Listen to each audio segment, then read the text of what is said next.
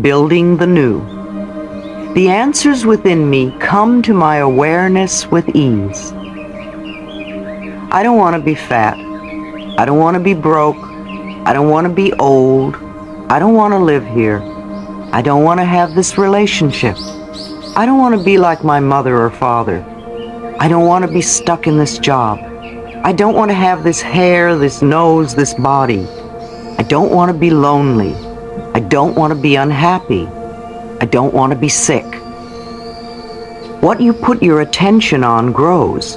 These statements show how we are culturally taught to fight the negative mentally, thinking that if we do so, the positive will automatically come to us.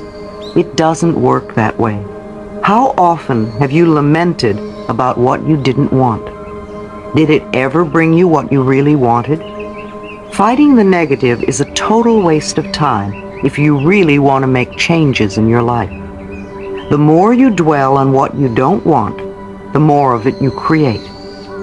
The things about yourself or your life that you've always disliked are probably still with you. What you put your attention on grows and becomes permanent in your life.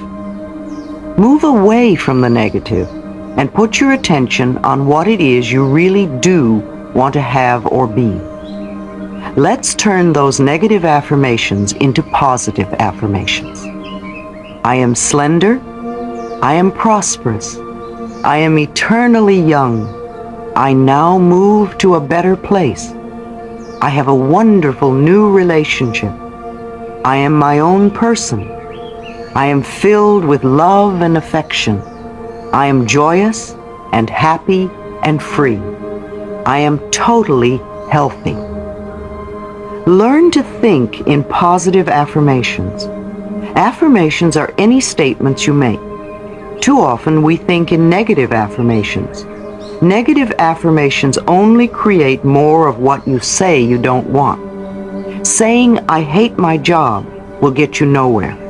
Declaring, I now accept a wonderful new job, will open the channels in your consciousness to create that.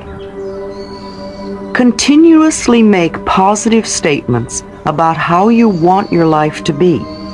However, there is one point that is very important. Always make your statements in present tense, such as I am or I have. Your subconscious mind is such an obedient servant that if you declare in future tense, I want or I will have, then that is where it will always stay, just out of your reach in the future. The process of loving the self. As I have said before, no matter what the problem, the main issue to work on is loving the self. This is the magic wand that dissolves problems. Remember the times when you have felt good about yourself and how well your life was going? Remember the times when you were in love and for those periods you seemed to have no problems? Well, loving yourself is going to bring such a surge of good feelings and good fortune to you that you will be dancing on air. Loving yourself makes you feel good. It's impossible to really love yourself unless you have self-approval and self-acceptance. This means no criticism whatsoever. Oh, I can hear all the objections right now, but I've always criticized myself. How can I possibly like that about myself? My teachers, parents, lovers always criticized me. How will I be motivated? But it is wrong for me to do these things. How am I going to change if I don't criticize myself? Training the mind. Self-criticisms like these are just the mind going on with old chatter. See how you've trained your mind to berate you and be resistant to change? Ignore those thoughts and get on with the important work at hand. Let's go back to an exercise we did earlier. Look into the mirror again and say, I love and approve of myself exactly as I am. How does that feel now? Is it a little easier after the forgiveness work we have done? This is still the main issue. Self-approval and self-acceptance are the keys to positive changes. In the days when my own self-denial was so prevalent, I would occasionally slap my own face. I didn't know the meaning of self-acceptance. My belief in my own lacks and limitations was stronger than anything anyone else could say to the contrary. If someone told me I was loved, my immediate reaction was, why? What could they possibly see in me? Or the classic thought, if they only knew what I was really like inside, they wouldn't love me. I was not aware that all good begins with accepting that which is within oneself and loving that self which is you. It took quite a while to develop a peaceful, loving relationship with myself. First, I used to hunt for the little things about myself I thought were good qualities. Even this helped, and my own health began to improve. Good health begins with loving the self. So do prosperity and love and creative self-expression. Later, I learned to love and approve of all of me, even those qualities I thought were not good enough. That was when I really began to make progress. Exercise. I approve of myself. I have given this exercise to hundreds of people, and the results are phenomenal. For the next month, say over and over and over to yourself, I approve of myself. I approve of myself. Do this 300 or 400 times a day, at least. No, it's not too many times. When you are worrying, you go over your problem at least that many times. Let I approve of myself become a walking mantra, something you just say over and over and over to yourself, almost non-stop. Saying I approve of myself is guaranteed to bring up everything buried in your consciousness that is in opposition. When the negative thought comes up like, how can you approve of yourself when you are fat? Or it's silly to think this can do any good, or you're no good, or whatever your negative babble will be, this is the time to take mental control. Give it no importance. Just see the thought for what it is, another way to keep you stuck in the past. Gently say to this thought, I let you go, I approve of myself. Even considering doing this exercise can bring up a lot of stuff, like it feels silly, or it doesn't feel true, or it's a lie, it sounds stuck up, or how can I approve of myself when I do that? Just let them all pass through. These are only resistance thoughts. They have no power over you unless you choose to believe them. I approve of myself. I approve of myself. I approve of myself.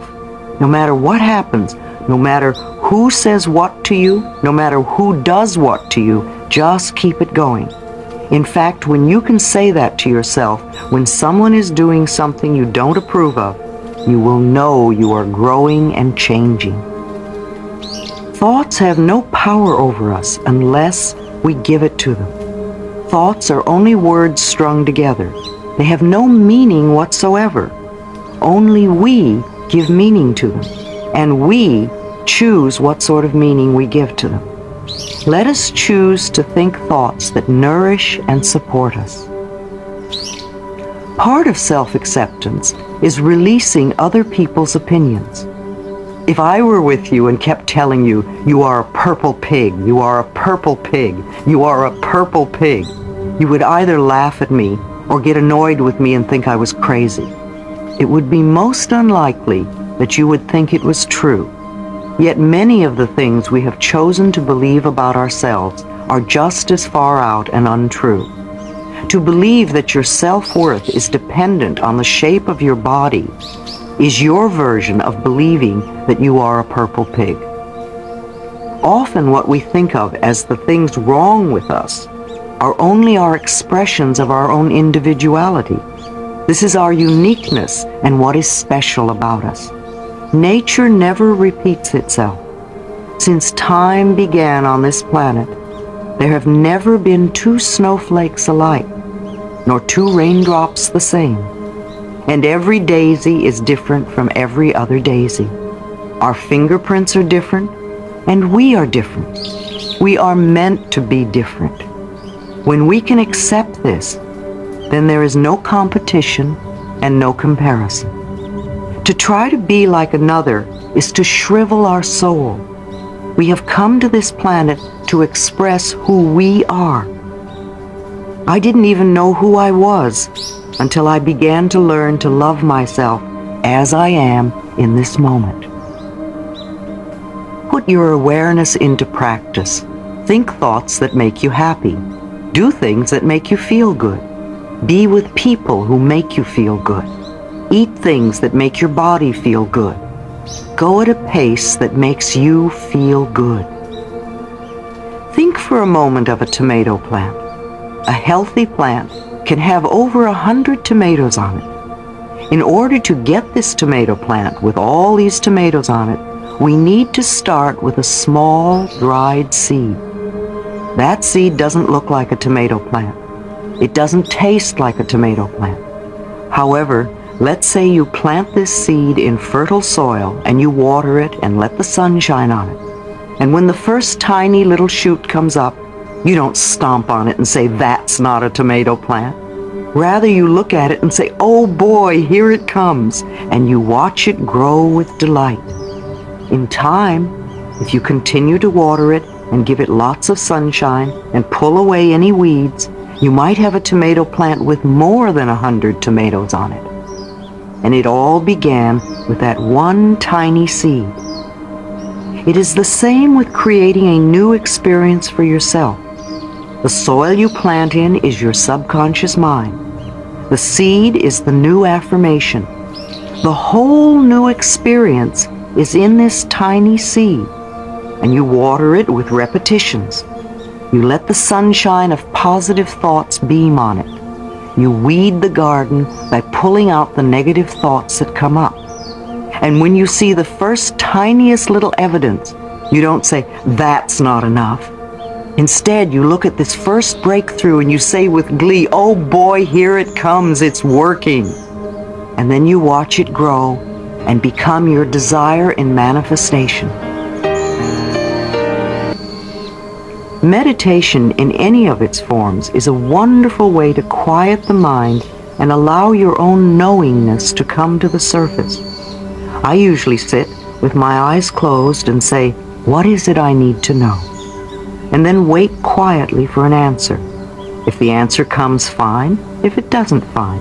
It will come another day. There are groups that do workshops for all different tastes, such as insight training, loving relationships training, EST, advocate experience, the Ken Keys group, actualizations, and many more. Many of these groups do weekend workshops. These weekends give you a chance to see a whole new viewpoint about life, just as my own weekend workshops do. No one workshop will totally clear up all your problems forever. However, they can assist you in changing your life in the here and now. In the spiritual realm, there is prayer, there is meditation, and becoming connected with your higher source. Practicing forgiveness and unconditional love, to me, are spiritual practices. There are many spiritual groups.